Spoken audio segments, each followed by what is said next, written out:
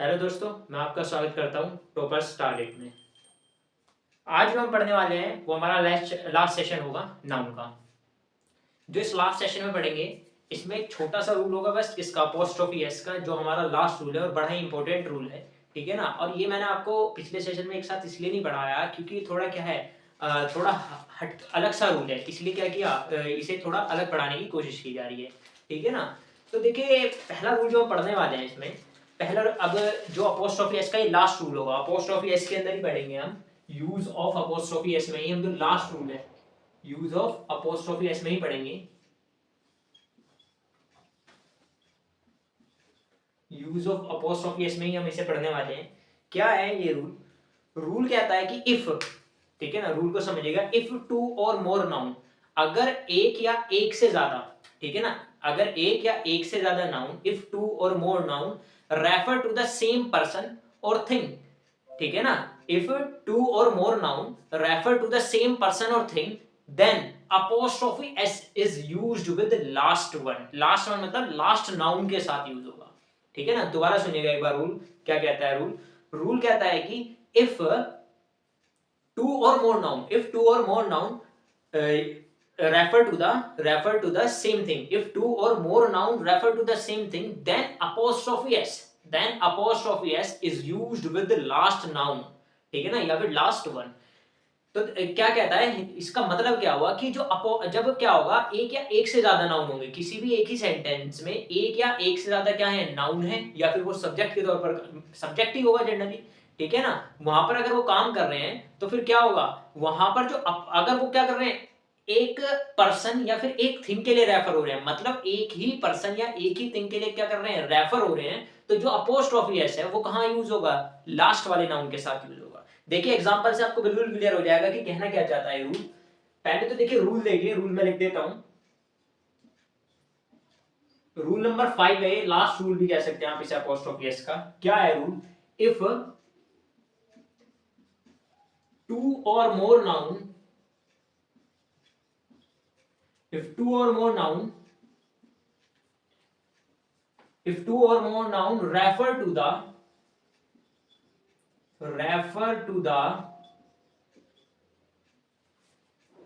same thing or person then apostrophe s is used with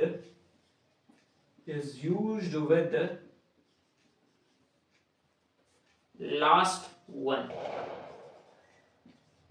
ठीक है ना। क्या लिखा, इफ टू और मोर नाउन, इफ टू और मोर नाउन, एक या एक से ज्यादा नाउन अगर क्या करते हैं, सेम थिंग, एक ही चीज को क्या करते हैं, रेफर करते हैं, एक ही चीज के बारे में बताते हैं, जो तो अपोस्ट्रोफी एस है वो क्या होगा, यूज होगा लास्ट वन या फिर लास्ट नाउन के साथ यूज होगा। किसके साथ यूज होगा, लास्ट वन या लास्ट नाउन के साथ यूज होगा। एग्जाम्पल कैसे कह सकते हैं आप इसका? एग्जाम्पल देखिए, Ram and Lakshman father was King Dashrath। ठीक है ना। क्या लिखा एग्जाम्पल में? एग्जाम्पल में मैंने लिखा Ram and Lakshman father was king Dashrath, कि राम और लक्ष्मण के पिता कौन थे, दशरथ थे। लेकिन मैंने क्या कहा कि दोनों ही चीज क्या कर रही है, एक ही पर्सन को रेफर कर रही है। राम भी और लक्ष्मण भी किसे रेफर कर रहे हैं, एक ही पर्सन को रेफर कर रहे हैं, जो कि कौन है, किंग दशरथ है। दोनों ही क्या थे, इनके बेटे थे। ठीक है ना। तो मैंने क्या बताया कि जब दो या दो से ज्यादा नाउन क्या हो रही होंगी, एक सेम थिंग, ठीक है ना, सेम थिंग या सेम पर्सन को रेफर हो रही होंगी, तो जो अपोस्ट्रोफी एस है वो क्या होगा, लास्ट वाले नाउन के साथ यूज होगा। तो इसका मतलब क्या हुआ कि जो यहाँ पर ये अपोस्ट्रोफी एस लगा हुआ है ये गलत है, यहाँ पर क्या होगा, सिर्फ राम होगा। Ram and Lakshman father was king Dashrath. ठीक है ना। इसे आप नोट डाउन कर सकते हैं, इस रूल को नोट डाउन करिए और इस एग्जाम्पल को भी नोट डाउन करिए। इसके बाद इसका एक एग्जाम्पल और देखिए, क्या देख सकते हैं।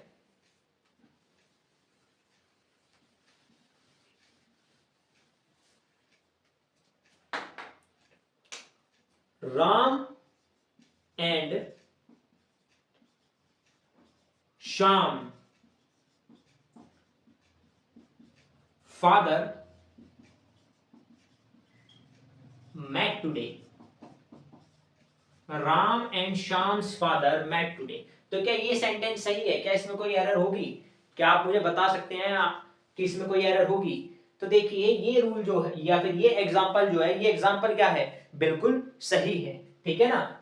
लेकिन इसमें कहां पर गलती हो सकती है, ठीक है ना, इसमें कहां पर गलती होगी? तो देखिए क्या बताया मैंने, Ram's and Shyam's father met today, कि राम के पापा और श्याम के पापा आज मिले। दोनों के फादर अलग अलग हैं, राम और श्याम के फादर क्या हैं? अलग अलग हैं, और वो दोनों ही क्या हुए? आज मिले। लेकिन यहाँ पर एक एरर क्या हुई कि जब हम क्या कर रहे हैं, यहाँ पर क्या है? दो सब्जेक्ट हैं, राम भी है श्याम भी है, ठीक है ना।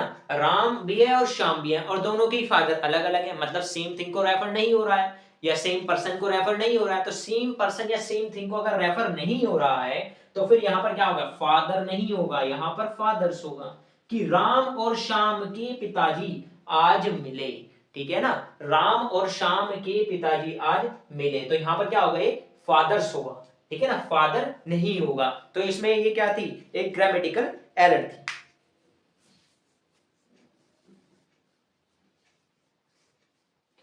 इसे नोट डाउन करने के बाद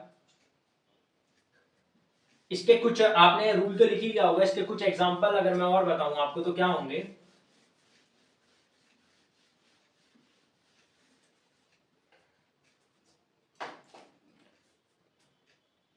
अगर मैं इसमें कर दूं कि एक Ram and Mohan father is teacher, तो बताइए इसमें क्या एरर होगी? इसमें क्या एरर हो सकती है? इसमें देखिए अगर आप इसे ध्यान से देखेंगे, अगर रूल आपको क्या होगा बिल्कुल ध्यान से याद होगा, तो देखिए इसमें क्या एरर होगी? इसमें एरर ये होगी कि यहां भी क्या है? सब्जेक्ट दो हैं, ठीक है ना, और दोनों के ही क्या है? फादर अलग भी होंगे। अगर दोनों के फादर क्या है? अलग अलग हैं, और लेकिन क्या है टीचर ही, लेकिन दोनों के फादर क्या अलग हैं, तो यहाँ पर ये दो एरर बड़ी इंपॉर्टेंट हुई। कौन कौन सी? की यहाँ पर तो होगा फादर्स, राम और मोहन के पापा, दोनों के पापा, ठीक है ना, आर टीचर्स, दोनों क्या हैं? टीचर्स हैं, क्योंकि यहाँ पर एंड आ गया है, दो सब्जेक्ट हो चुके हैं। और अगर ये वर्ब का भी एक रूल है, जब वर्ब हम टॉपिक शुरू करेंगे उसमें भी पढ़ाऊंगा मैं आपको, कि अगर दो सब्जेक्ट क्या होगा? एंड से जुड़े हुए होंगे, तो उसके साथ कैसी वर्ब आती है? प्लूरल वर्ब आती है, ठीक है ना। लेकिन यहाँ पर तो क्या पढ़ रहे हैं हम? अपोस्ट्रोफी एस के उस कंसीडर कर रहे हैं अपोस्ट्रोफी एस को, तो क्या राम के और श्याम के पापा टीचर हैं, ठीक है ना, क्योंकि दोनों के क्या है? अलग अलग हैं, तो इसलिए यहाँ पर वर्ब कैसी होगी? प्लूरल होगी। इसके बाद एक और एग्जांपल आप जो देख सकते हैं वो कौन सा होगा? There is a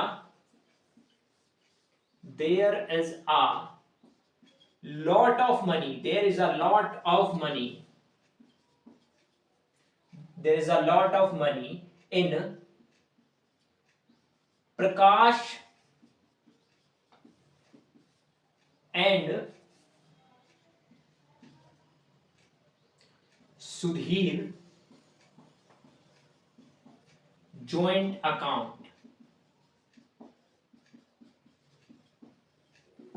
There is a lot of money in Prakash and Sudhir joint account. अब देखिए क्या है यहाँ पर क्या हुआ? ये दोनों क्या हैं? प्रकाश और सुधीर हैं, ठीक है ना, दोनों अलग अलग हैं, लेकिन दोनों रेफर क्या कर रहे हैं? सेम थिंग, या दोनों कंसीडर किस चीज को कर रहे हैं? सेम थिंग को कर रहे हैं, जो कि क्या है? जॉइंट अकाउंट है, क्योंकि जॉइंट अकाउंट क्या है? दोनों का एक साथ है, तो रेफर क्या कर रहे हैं? ये दोनों एक ही चीज को कर रहे हैं, इसलिए यहाँ पर एरर क्या होगी? कि प्रकाश के साथ क्या नहीं आएगा? अपोस्ट्रोफी एस नहीं आएगा, यहाँ पर सिर्फ प्रकाश होगा। There is a lot of money in Prakash and Sudhir joint account, ठीक है ना। इसे नोट डाउन कर सकते हैं आप, इन एग्जांपल्स को नोट डाउन कर सकते हैं। अब जब आप इन एग्जांपल्स को नोट डाउन कर लेंगे तो हम इसका एक नेक्स्ट रूल जो पढ़ने वाले हैं, या फिर आप इसे लास्ट रूल भी कह सकते हैं नाउन का। बेसिकली देखिए जो बेसिक रूल्स हैं वो तो मैं आपको सभी पढ़ा ही चुका हूं, लेकिन बाकी सब खेल किसका है? प्रैक्टिस का है, और प्रैक्टिस ही मोस्ट इंपॉर्टेंट है। हम प्रैक्टिस के सेशन भी इसके जरूर करेंगे, यहाँ पर प्रैक्टिस सेशन भी जरूर होंगे, ठीक है ना। तो अगर आप उन्हें भी देखेंगे तो उन्हें देखकर भी आपकी प्रैक्टिस हो जाएगी। तो देखिए इसका जो एक और रूल है वो कौन सा रूल होगा, रूल को ध्यान से समझिएगा या फिर सुनिएगा। क्या है rule? Generally with collective noun, generally with collective noun plural verb is used, generally with collective noun plural verb is used, but when collective noun is consider as a whole मतलब क्या कि उसे वहां पर कंसिडर क्या करा जा रहा है, पूरे को एक साथ कंसिडर किया जा रहा है, then singular verb is used, तब वहां पर कैसी वर्ब यूज होगी, सिंगुलर वर्ब यूज होती है। दोबारा सुनिएगा एक बार rule, generally with collective noun plural verb is used, generally with collective noun plural verb is used, but when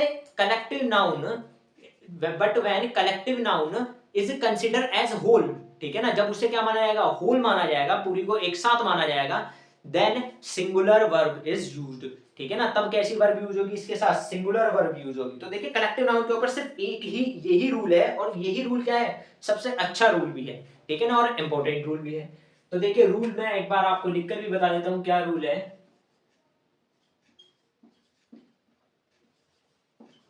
generally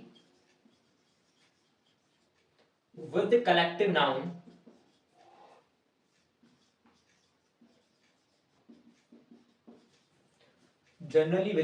noun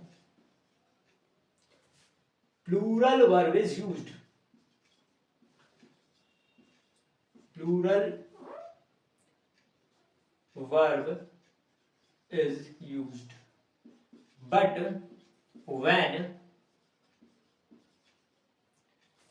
collective noun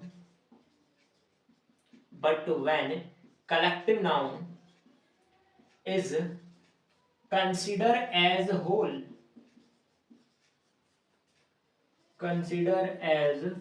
whole, ठीक है ना, but when collective noun is consider as whole in general sense, ठीक है ना, इसके आगे bracket में लिख भी सकते हैं आप कि इन जनरल सेंस में जब हम बात करेंगे singular verb is used, singular verb is used,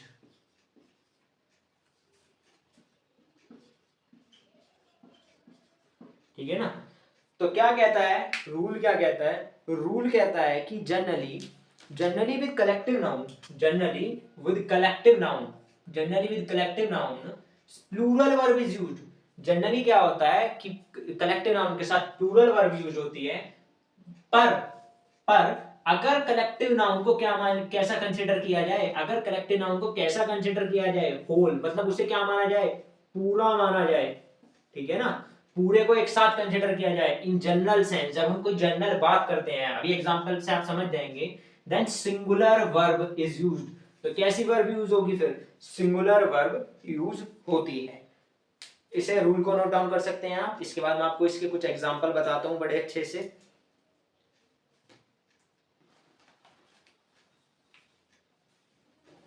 तो देखिए इसके एग्जांपल क्या होंगे,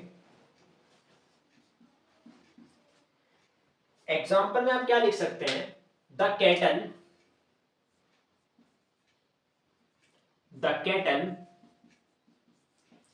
are grazing in the field, the cattle are grazing in the field। तो देखिए क्या आपको इसमें अगर रूल के अकॉर्डिंग देखा जाए तो क्या रूल के अकॉर्डिंग आपको इसमें कोई एरर नजर आती है? तो देखिए इसमें कोई भी एरर नहीं है, क्यों? क्योंकि देखिए कैटल को मैंने आपको जब मैंने नाउन पार्ट शुरू किया था तब भी बताया था कि कैटल का मतलब ही क्या होता है, ग्रुप होता है, ग्रुप या फिर कहा जाता है झुंड, किसका, जानवरों का, ठीक है ना, तो वहां पर या फिर गाय का या फिर जो भैंसें होती हैं उनका सबका क्या होता है, ग्रुप होता है, कैटल जो है या फिर जो पालने वाले जो जानवर होते हैं उन सबका, ठीक है ना, तो वहां पर क्या होता है, ये कैटल, तो ये अपने आप में ग्रुप है, ठीक है ना, तो ये अपने आप में क्या शो करता है, ये अपने आप को कलेक्टिव नाउन शो करता है, ठीक है ना, कैसा नाउन शो करता है, कलेक्टिव नाउन शो करता है, ठीक है ना। The cattle are grazing in the field, तो क्या हुआ, जब ये कलेक्टिव नाउन है तो इसके साथ वर्ब भी कैसी आएगी, वर्ब भी इसके साथ कौन सी आएगी, प्लूरल वर्ब ही आएगी। इसके बाद देखिए ये वाला आप एग्जांपल नोट डाउन कीजिए, इसके बाद 2-3 एग्जांपल और बताता हूं।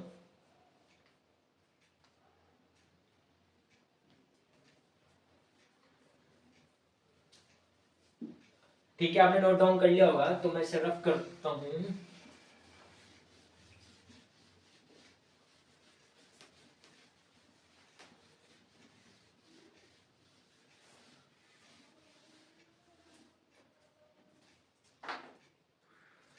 तो देखिए एक एग्जांपल क्या होगा, the gentry, the gentry of this town, of this town, of this town are not educated, are not educated।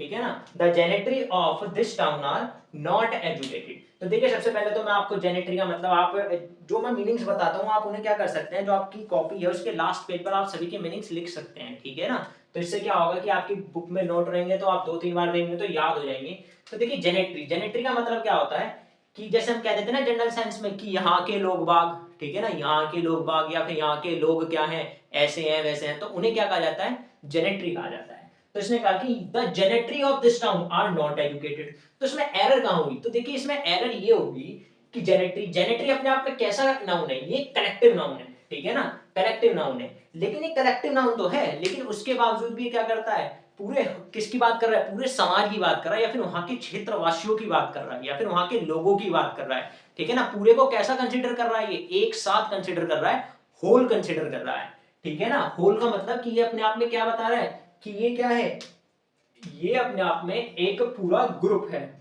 Whole है, ठीक है ना। तो ये क्या है, अपने आप में क्या है, एक पूरा ग्रुप है। तो इसलिए यहां पर जो वर्ब यूज होगी वो आर यूज नहीं होगी, वो क्या होगी, इज यूज होगी, ठीक है ना। The gentry of this town is not educated. जो यहाँ के क्षेत्र लोग हैं या फिर जो यहाँ के पीपल्स हैं वो क्या है, एजुकेटेड नहीं है। तो इसलिए इसमें वर्ब क्या होगी, आर यूज नहीं होगी, क्योंकि जेनेट्री को हम क्या मान रहे हैं, होल कंसिडर कर रहे हैं पूरा।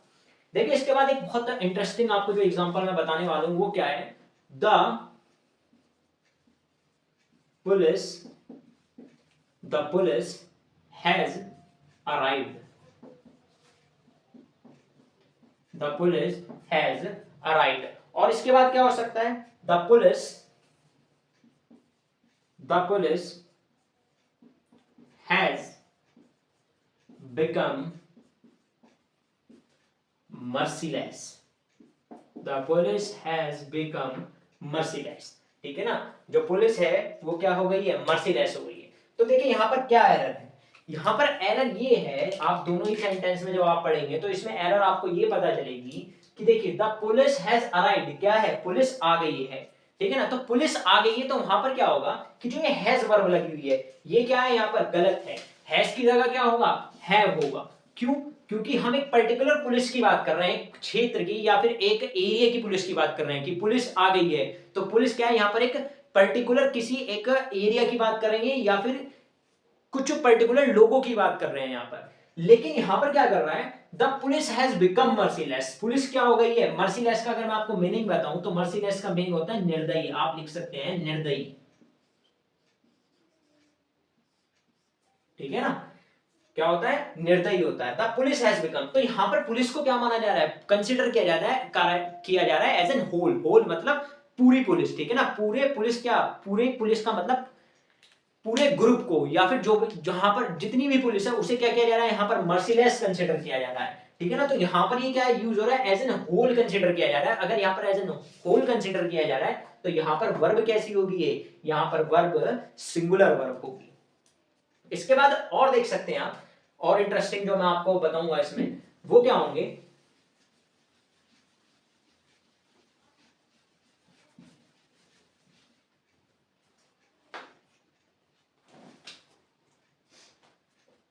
द कमेटी,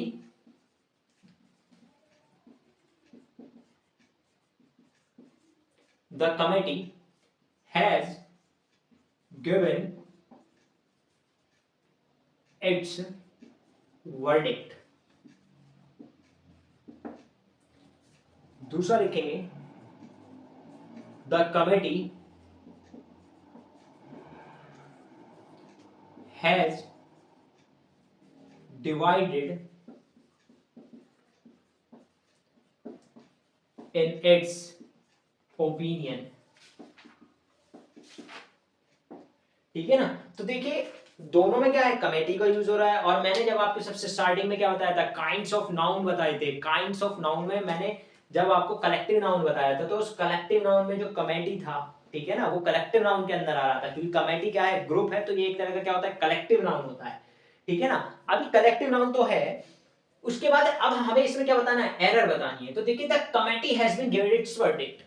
कमेटी ने क्या दे दिया, वर्डिक्ट का मतलब अगर आपको पता है तो वर्डिक्ट का मतलब क्या होता है, फैसला। ठीक है ना,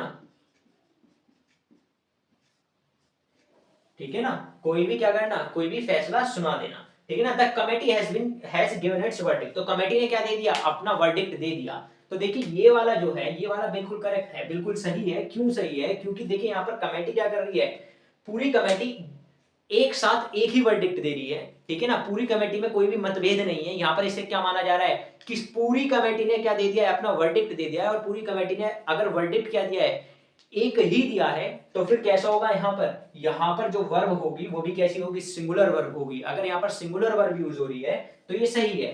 लेकिन जो इसका नेक्स्ट वाला यहाँ पर क्या है, committee has divided in its opinion. यहाँ पर क्या हो गया, कमेटी क्या हो गया, डिवाइड हो चुकी है। ठीक है ना, क्या हो चुकी है, दो भागों में बट चुकी है। ठीक है ना, या फिर सॉरी इट्स भी नहीं आएगा, यहाँ पर दो एरर मैं आपको जो बताऊंगा वो क्या बताऊंगा कि कमेटी क्या हो चुकी है, डिवाइड हो चुकी है। तो कमेटी डिवाइड हो चुकी है, तो the committee have divided, the committee have divided in its opinion. अब देखिए क्या हो गया यहाँ पर, इट्स तो क्या होता है, इट अपने आप में सिंगुलर होता है। ठीक है ना, अगर ये क्या है, इट्स प्रोनाउन होता है एक तरह का। ठीक है ना, जब तक यहाँ पर क्या था, कमेटी क्या थी, कमेटी जब तक सिंगुलर यूज हो रही थी तब तक इट्स सही है। लेकिन अब क्या हो गया, यहाँ पर कमेटी डिवाइड हो चुकी है, उसके साथ वर्ब भी कैसी आ चुकी है, प्लूरल वर्ब आ चुकी है। तो यहाँ पर जो है इसका प्रोनाउन या फिर जो इसका पॉसेसिव है वो भी बदल जाएगा, वो क्या हो जाएगा, देयर हो जाएगा। ठीक है ना, वो क्या हो जाएगा, देयर हो जाएगा। आप इस वाले पार्ट को प्रोनाउन के चैप्टर में पढ़ेंगे, प्रोनाउन के टॉपिक में पढ़ेंगे। तो ये जो है बेसिक सा डिफरेंस है कि जब कमेटी को क्या माना जाएगा, होल माना जाएगा, तो वर्ब क्या होगी, वहां पर सिंगुलर वर्ब यूज होगी। ठीक है ना, जब कमेटी क्या हो जाएगी, होल ना मानकर किसी पर्टिकुलर चीज के बारे में बात की जाएगी, या कमेटी क्या हो चुकी है, डिवाइड हो चुकी है किन्हीं भी दो पार्ट्स में, तो क्या होगा, या फिर उनका जो फैसला है वो एक जैसा नहीं है, तब वहां पर कमेटी क्या हो जाएगी, डिवाइड हुई। तो डिवाइड होने के साथ उनके साथ जो वर्ब आएगी वो भी कैसी आएगी, प्लूरल आएगी, जो कि है हो चुकी है। ठीक है ना। तो देखिए ये था नाउन। ये नाउन में मैंने आपको जो है सबसे बेसिक टॉपिक्स, बेसिक रूल्स हैं वो सब मैंने आपको पढ़ाए हैं। इसके बाद देखिए जो सारा काम है वो सब क्या है, आप लोगों की प्रैक्टिस का है। यहाँ पर हम प्रैक्टिस सेशंस भी हम करने ही वाले हैं। ठीक है ना। तो देखिए मैं समझ रहा हूँ आज का जो सेशन है आपको बहुत अच्छे से समझ आया होगा। ठीक है ना, तो अगर आपको प्लीज वीडियो पसंद आई तो वीडियो को लाइक और शेयर करें, चैनल को सब्सक्राइब करें। जय हिंद।